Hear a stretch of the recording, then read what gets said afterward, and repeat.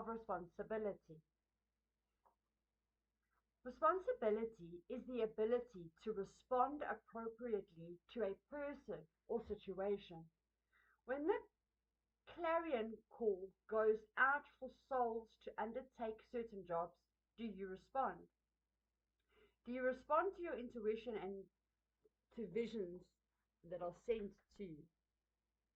Challenges are sent by the universe to check how you respond. Successive tests prepare you for spiritual promotion. It is up to you to prove that you can handle responsibility.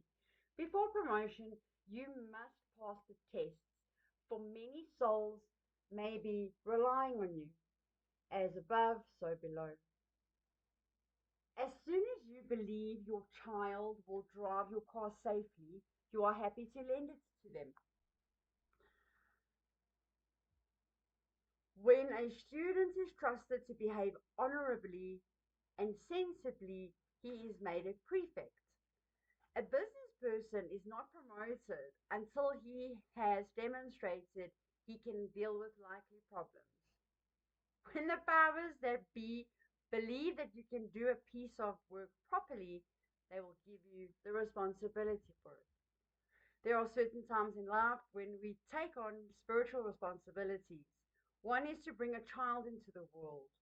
Whether the baby is consciously planned or not, your higher self and the baby's higher self agreed to it. Your spiritual growth depends on how you respond to it. To bring a handicapped child into incarnation is an extra responsibility, providing you with more challenges and opportunities for growth if you choose to accept them. When you when you head a great project or business, many souls will be affected by your decisions. For instance, if you are in charge of a school or a hospital, you are responsible for the welfare of many. If you rise with integrity to the challenge, your spiritual progress will be enhanced. Challenges and responsibilities are an honor. They indicate that spiritually you are ready for greater things. Everything and everyone you are given to look after is a responsibility. Okay. If you do not respond to the challenge, then it will be taken away from you and may be represented at another time.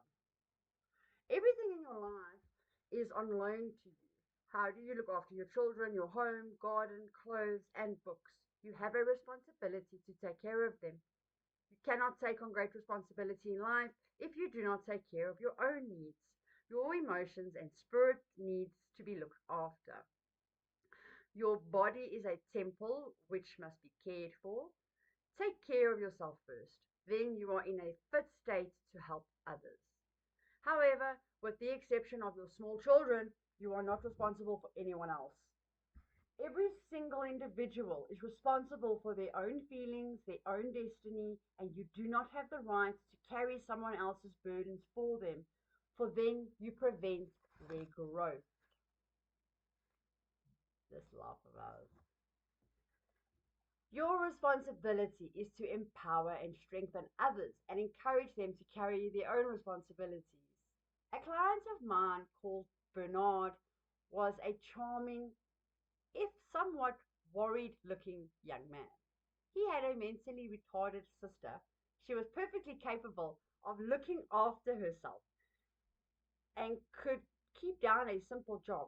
However, there were some things in our complex society that she clearly could not cope with.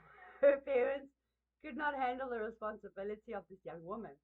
When things are serious, I laugh. Eh? Sorry, if you tell me someone's died, I'm gonna laugh.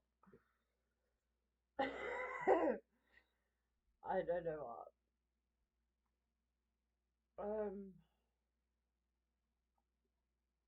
Okay, so there's some things that this retarded child could not cope with. They washed their hands of her. They told her son that she was his responsibility. He accepted it.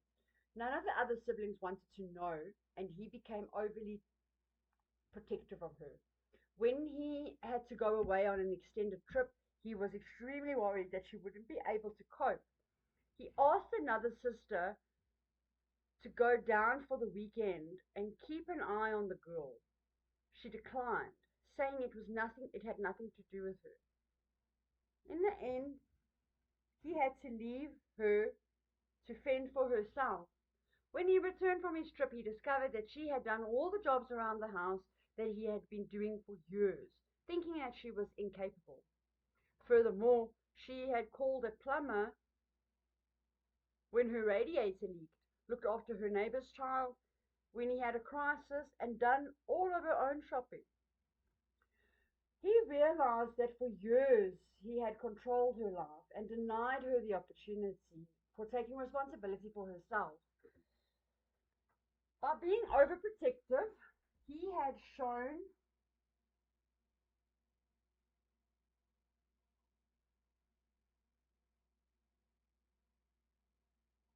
I'll get there. He realized this wasn't capable. He realized that for years he had controlled her and denied her the opportunity of taking responsibility for herself. By being overprotective, he slowed down her spiritual growth. When we take responsibility for someone else's decisions, we do not serve their highest growth. Aileen, a 12-year-old son, had a 12-year-old son. He kept plaguing her to plaguing, no idea. Bugging her, it sounds like he just kept bugging her to let him stay with some friends of his. She was not happy with this, and whenever he asked the dreaded question, please can I stay with Bill and Joe tonight, an argument would ensue. He knew that she did not like him to stay at Bill and Joe's house, but she kept asking all the time. One day she decided to change her response. She said, don't ask me for permission to do something you know I don't like. If you want to stay there, you take on the decision and take responsibility for it. Her son was horrified. He did not particularly like staying with Bill or Joe, but liked to blame his mother for saying no. Now he had to take responsibility for himself. He didn't ask again. He didn't stay with them again. The arguments stopped.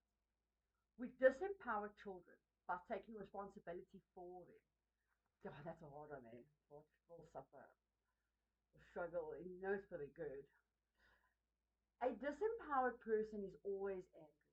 A friend of mine was running workshops to help her parents of the children in a local school.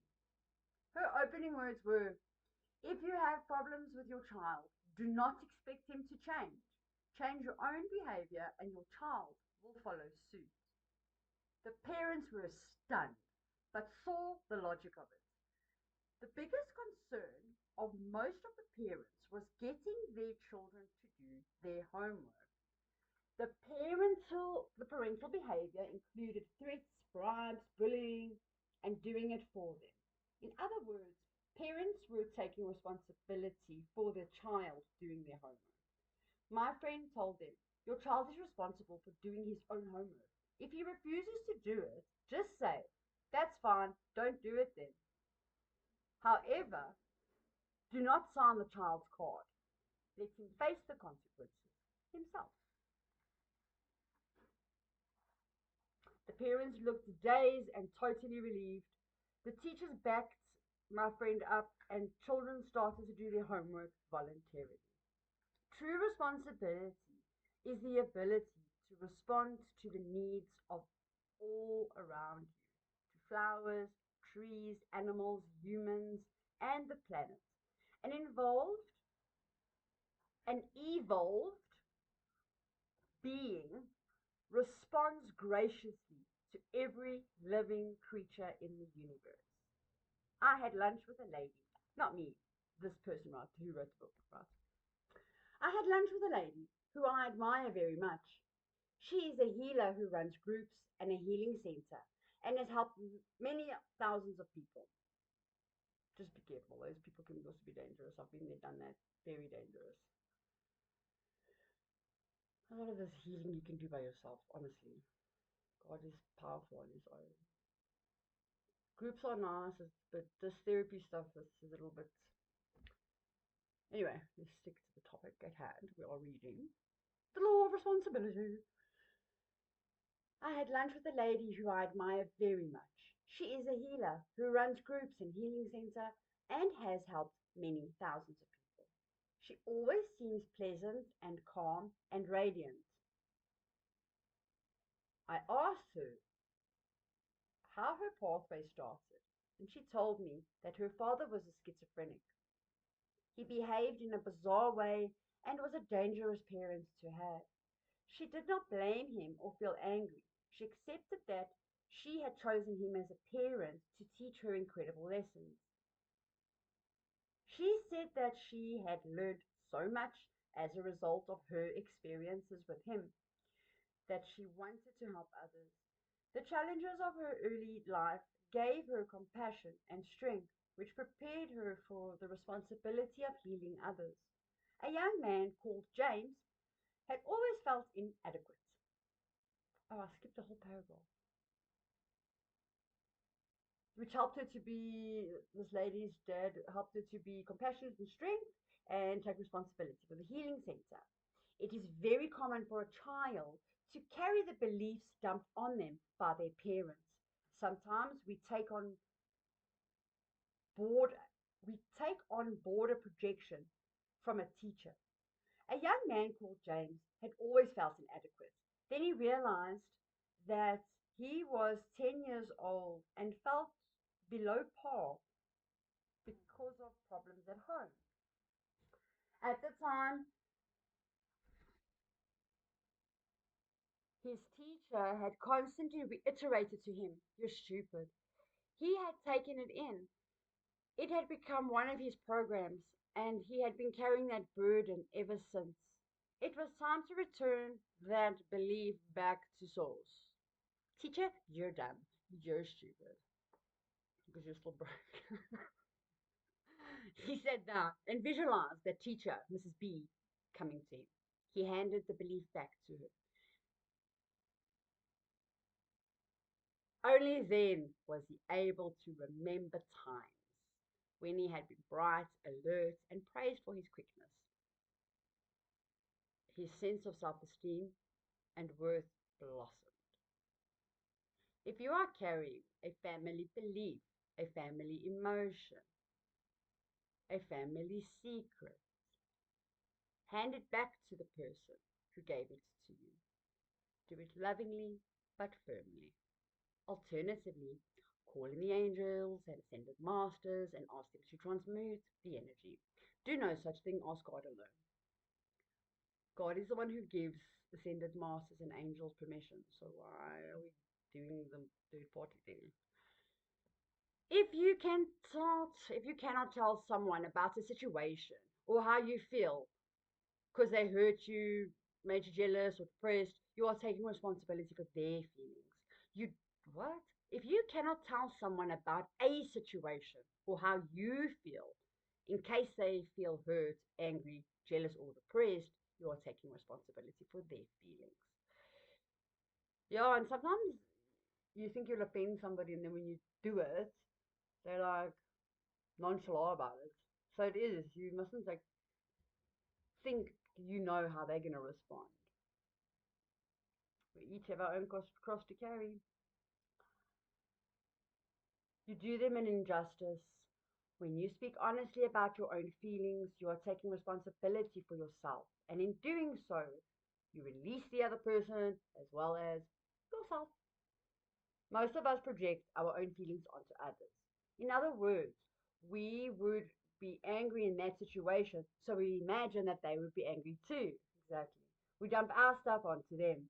If you say, "I can't tell Joan because I know she will be jealous," you are projecting your jealousy onto her. Yeah, Joan probably doesn't care. Joan may well be jealous, but if she is, it is her responsibility.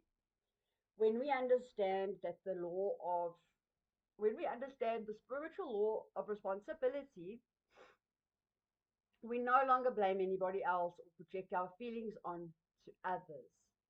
However, we do take responsibility for every single thing that happens in our life. The most recent like hectic responsibility I took for myself was being, I'm just trying to use the words here. Obviously grape, so I'm going to use that word. Um, but like put to sleep, basically, right?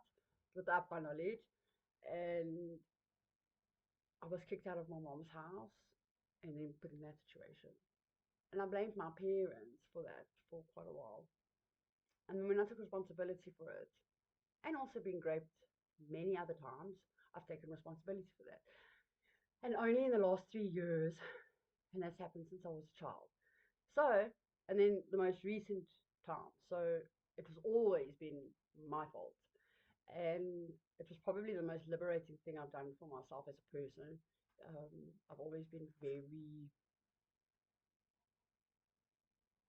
I blame everybody else. Pretty much have not taken responsibility for what I've done. And yeah, it's the best thing I ever did for myself because it was all my fault. I was a terrible person. I was doing bad things. I was doing bad things. So obviously bad things were going to happen from that. You can't be doing bad things and then expect your life to be wonderful. And then when things go wrong and serious grape goes down, you're like, how did I get myself into this situation? It's not me. Why me? It's impossible. It is all your fault. Probably shouldn't have been drinking. Probably shouldn't have been taking.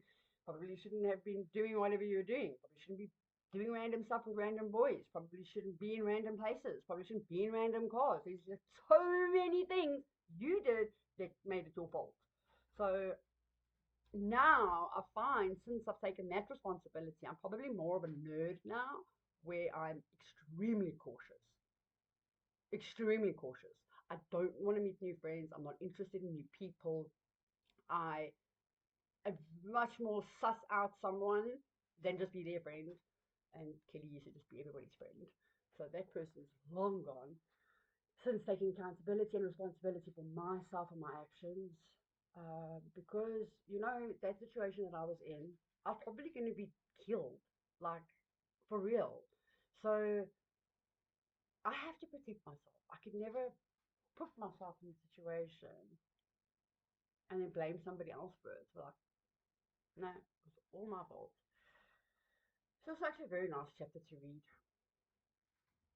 It's not easy, what I've just said, but I promise you, it is your fault. And if you can take responsibility for it and really look at it, like, how did I get myself there? How can I prevent it from going forward? Yes, Rocco, you can do it. Jump, jump, jump. Go, boy. You got it. Yes. This chicken is waiting for you. Jumping, jumping, jumping. I think he's looking for attention. My nunu. Jump. Yes, you got it. Oh, he's just looking for attention. I'm almost finished, jump boy. All right. To take responsibility for every single thing that happens in our life, for every feeling that we have, every emotion, and every thought. A master question, a master asks the question, how did I make this happen? What thoughts or feelings did I send out? What actions have I taken in the past to create this? And most important of all, how can I change things? When you take responsibility for your life, you become a master.